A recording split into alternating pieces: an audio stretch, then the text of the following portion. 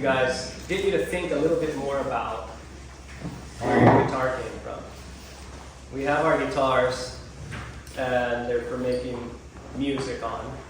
In a way, it's a tool, but the deeper you dive into where this instrument came from, I think the better you become as a musician. I know that the deeper I dive into where the materials come from and what I'm working with, I feel like a better guitar builder.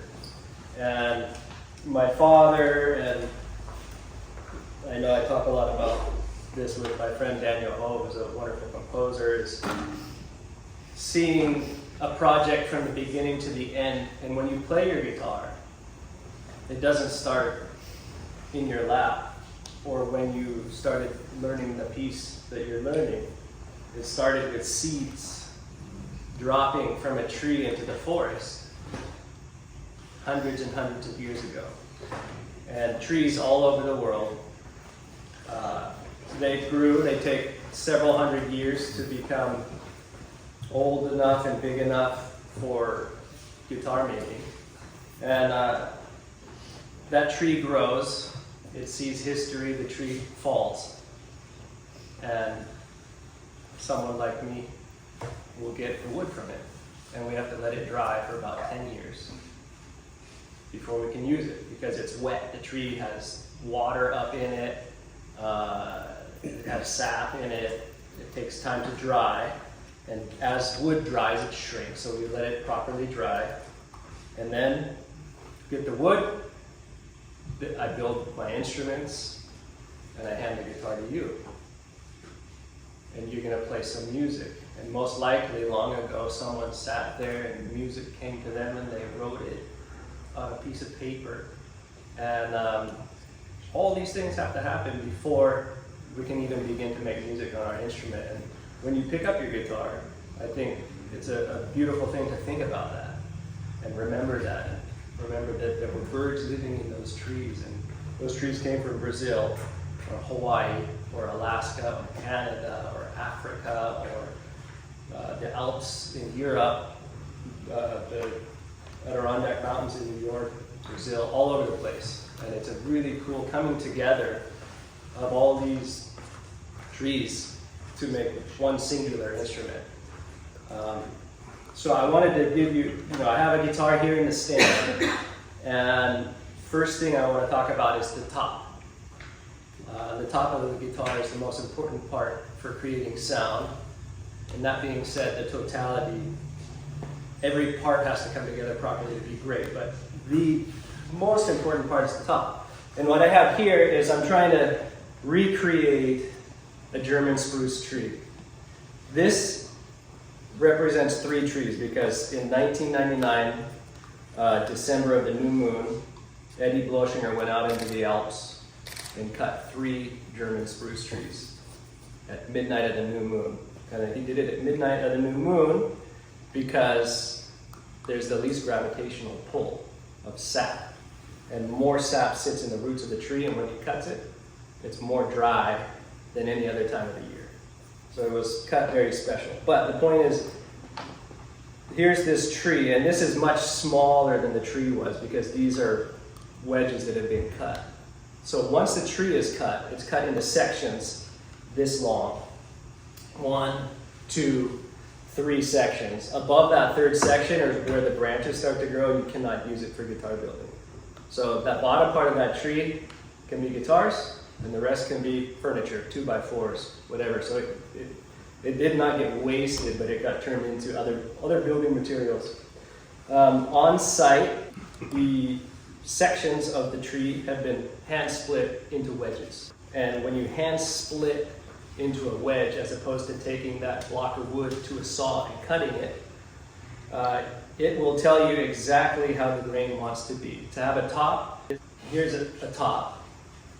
You need the grain straight where you see the grain straight, but also if you look at the edge, you need the grain running completely straight that way, not this way and not this way, because you lose strength. It'll break, yeah. So if you take it to a saw, the saw is just going to cut through however you want. But if you hand split it, the tree will split exactly the way the grain goes. And then you can take that surface, plane that perfectly flat, and start cutting. And if you do that, you're going to get tops that are perfectly quarter sawn without runoff. The hand split section is pretty rough, but I think it's smoother than you would imagine. Before you cut it, you then take it to a planer and you plane a nice flat surface. And you can see the difference in those two pieces there. From this, I take it to the saw that's right behind Andy, to the bandsaw. And I'll cut the blades running this way down here, and you push it through the bandsaw. Imagine this is part of this wedge, and I push it through the bandsaw and I cut off one piece. And I'm going to push it through my bandsaw and I'm going to cut off a second piece. Now I have a spruce top. At this point, it's oversized, ready to work for whatever I want, classical flamenco. This is called book matching, because when you have your two pieces at the top, you cut them down the middle and you open it up like a book. The two sides match perfectly. You glue them together. And these two surfaces used to be touching each other, minus the thickness of the saw blade. So here's the top. I'm going to glue this together and wind up with something like that. And I'm going to feel it. Has a beautiful ring to it. This is an excellent top. This one is set aside because it's split here, which instead of a guitar, I'll make an ukulele because I don't need that outer part. From this point, I'm going to cut out my rough shape, and I'm still over thickness, but I'm ready to start building my guitar at this point, or work in the top. I would put a rosette in it, build a rosette, put the rosette in, then thickness it the way I want. I have Sitka spruce from Alaska here, Adirondack spruce from New York, German spruce from the Alps in Germany, a cedar top from Washington State, and some really old redwood from Northern California. These are the primary species of tops that I work with. I think they're the best. There are other things that you can work with, but for guitars, that's the good stuff. And it's neat to think of all these different materials. The neck of the guitar is usually either Spanish cedar or mahogany. And this is a big block of Spanish cedar. So again, we have a tree, giant tree in the forest. It's cut into sections, and I'll buy a big block like this, and then I'll cut it into manageable pieces like this. I'll start to glue those up, and this is a neck blank. So I've taken this log, cut it into smaller pieces again, and I glue it up for my neck. I cut the piece at an angle here, take that piece, flip it, and glue it to the back, and I have the angle of the head. The angle of the head is there so that when the strings come across the nut, they go down into the tuners, and that tension of it wrapping around the nut and going down keeps the string from vibrating and buzzing weird. So different builders use different head angles. I like a big head angle. Fingerboards that we use are either ebony or rosewood primarily. Ebony trees coming from Africa, they're big. No, they're not that big. They're much smaller than the spruce tree or the mahogany tree. They're really dense and really heavy. These are hand carried. The tribal people will walk into the forest, they will cut the ebony tree, and they will carry that tree out of the forest. It's kind of a nasty labor. But what they used to do, people want black ebony. typically. 1 in 10 ebony trees is black. The other 9 have streaks running through them of browns and whites that I love, that the industry generally wants the black tree. So what they would do, since it's so hard to go get the tree, they would cut trees. Look at the end. If it was black, they'd take that one. And if it had different colors running through it, they leave those 9 on the forest floor because they're not getting paid for it. And Bob Taylor's done a whole lot to try and change people's mentality and view of that and say, hey, ebony, some of it's black and some of it has streaks, and we have to embrace it. And I do love the variation in colors of ebony. This one is a dark piece. So this is cut into pieces like this that become the fingerboard of your guitar. Backs and sides and bridges of rosewood are going to start out looking, take a tree, it's cut into slabs. This is a Brazilian rosewood slab, and you can see some marks on it where I've picked sides and backs, and I'll cut those up, and when I'm done cutting them up, there's going to be little bits and pieces here and there, too small for backs, too small for sides. Maybe it's a piece like this, and I'm going to build bridges. Quarter sawn is great, but you can go rift or slab. It depends on the piece of wood. It's not as critical as the top to having quarter sawn. So for a bridge of rosewood, we're starting with a big block, cutting it into smaller blocks, cutting it into a bridge blank, and then starting to work. This is a machined, maybe 70% done bridge. I still have to do the hand carving on it. But you have the general variations of the bridge here. Some back and sides. I have different varieties. Spanish cypress. I encourage you to smell this. It's incredible. Yeah. When you build a cypress guitar, the whole shop is so fragrant. It's just a great joy, and it's, to me, the smell of Spain, the smell of learning how to build guitars. That's what stuck with me. And then I have some different rosewoods for you to check out.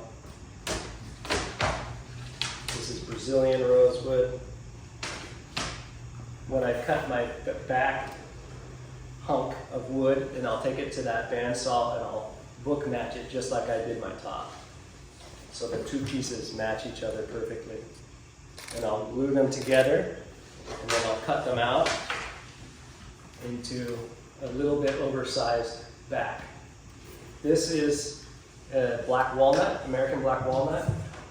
I have a really exotic Indonesian rosewood. The Indonesian rosewood's interesting. The genetic species of this tree is the same as East Indian rosewood. I think we're all used to Indian rosewood. It's very common with guitar building. The trees were brought from India to Indonesia, planted, they grew, the colors changed, but the genetic makeup of the tree is the same. Pretty cool stuff. Is Brazilian rosewood the most sought after one? Brazilian rosewood is the most sought after. It's the most protected. It's equally as great as the others. It has a unique tone. Every one of these has a little subtle different tonal character to them, and a lot of people prefer the Brazilian rosewood. I like it as much. I wouldn't say it's better as a generalization. There are many Brazilian rosewood guitars that I like better than non-Brazilian rosewood guitars, but it has to do with the totality of how everything came together.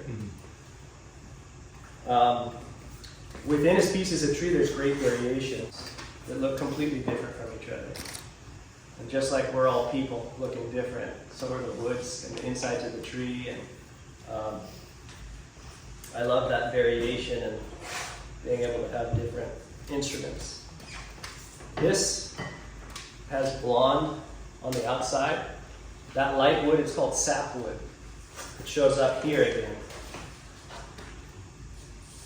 As the tree grows, this would be, the bark of the tree would be out here. The new growth of the tree is the sapwood. And as you go deeper into the tree, it gets dark. You can see it, it shows on my slab. I can actually see it better on the other side, but you see this blonde wood here? This is sapwood. And then we go into the middle of the tree and we get to the other side of the tree and the sapwood starts to show up again. So this span represents the entire width of this tree. This is a slab cut, so it's not the center, it's not the widest point of the tree, but you can see where that shows up. Years ago, guitar builders would just cut that off and throw it away because it's softer than the hardwood, and they thought it's ugly. In the 70s, Miguel Rodriguez really popularized it, and I'm in love with sapwood. And I love that combination of the softer wood and the harder wood has its own unique character again in tone. This is an interesting piece of wood here. This is beetle kill Torrey pine. This Torrey pine tree only grows locally in La Jolla. This tree was killed by beetles. And you can see some kind of greenish blue hue to that piece of wood. What happens is the beetles have been around forever and they wipe out some trees, but they go into the tree, they have a fungus in their mouth and they feed the fungus to their larvae. But when they bite their way through the tree, that fungus gets in the tree, and if too many beetles are in that tree, the fungus will leach into that tree and suffocate it. So the tree starts to rot as the fungus grows, and if it's cut at the right time, there's no structural degradation to the wood, and you get this beautiful looking stuff.